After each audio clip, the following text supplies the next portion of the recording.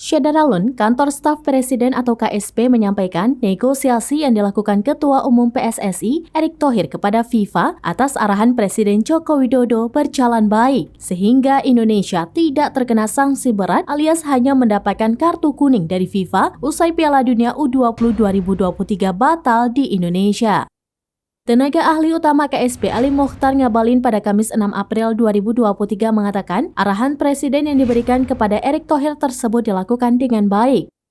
Dalam pertemuan tersebut, Erick Thohir menjelaskan komitmen pemerintah untuk memajukan sepak bola Indonesia.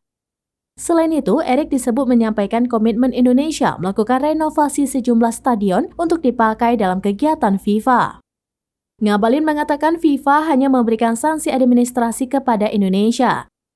Sanksi ini berupa pembekuan dana FIFA untuk PSSI. Ngabalin juga mengatakan berdasarkan keterangan Erick, tim Indonesia tetap dapat bertanding dalam kegiatan SEA Games. Tidak hanya itu, Indonesia pun disebut masih dapat melakukan program transformasi sepak bola dengan FIFA. Ngabalin menyebut negosiasi yang dilakukan Erick berjalan dengan baik, sehingga pemberian sanksi dari FIFA kepada Indonesia hanya berupa kartu kuning.